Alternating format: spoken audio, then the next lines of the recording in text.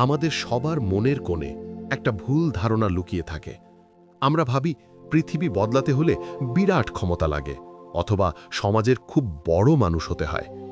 কিন্তু আমরা প্রায়ই ভুলে যাই যে আসলে প্রত্যেকটা বড় পরিবর্তনের জন্ম হয় একটা খুবই ছোট পদক্ষেপ থেকে। একটা ছোট্ট মোমবাতিই পারে জমাট বাঁধা অন্ধকারকে এক মুহূর্তে ভেঙে দিতে। ঠিক তেমনি একটা মাত্র সৎ আর সাহসী হৃদয়ে পারে হাজারো মানুষের ভাবনা বদলে দিতে। এই গল্পটা আমাদের সেটাই মনে করিয়ে দেয় যে কখনো কখনো সবচেয়ে সামান্য কাজটাই হয়ে ওঠে ইতিহাসের সবচেয়ে বড় অনুপ্রেরণা। অনেক অনেক দিন আগের কথা, এক শান্ত সবুজ বনে হঠাৎ করে এক ভয়াবহ আগুন লাগল। আগুনটা এত দ্রুত ছড়িয়ে পড়ল যে মুহূর্তের মধ্যে চারদিক কালো ধোঁয়ায় ঢেকে গেল। বন জুড়ে শুধু আগুনের হিংস্র গর্জন।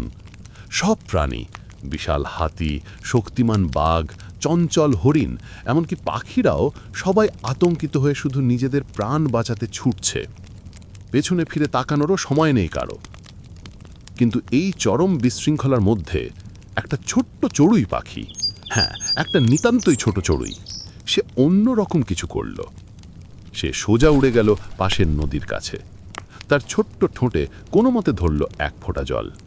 তারপর উড়ে এসে সেই একরত্তি জল ফেলল জ্বলন্ত আগুনের ওপর। সে থামল না, আবার গেল, আবার এলো, বারবার, অবিরাম। নদীতে যায়, ঠোঁটে জল নেয়, আগুনে ফেলে আসে। বনের সবচেয়ে বড় হাতিটা এই দৃশ্য দেখে হেসে উঠল, অনেকটা তাচ্ছিল্যের হাসি। সে ডেকে বলল, এই যে ছোট্ট পাখি, তুই কি পাগল? তোর ওই এক ফোঁটা জলে কি দাও দাও আগুন নিভবে? এটা কি ছেলে খেলা হচ্ছে? চড়ুইটা এক মুহূর্তের জন্যও থামল না।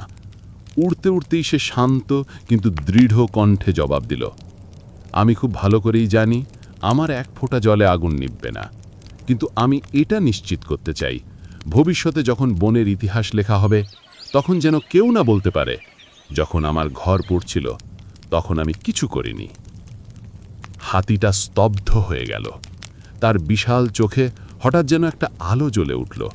সেটা লজ্জা আর গভীর সাহসের আলো।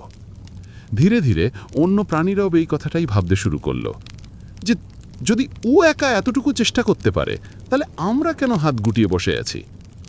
ব্যাস, এইটুকুতেই সব বদলে গেল। বিশাল হাতি তার শুনে ভরে জল ছুটতে শুরু করল। হরিণরা তাদের পাতা দিয়ে জল নিয়ে আসতে লাগল।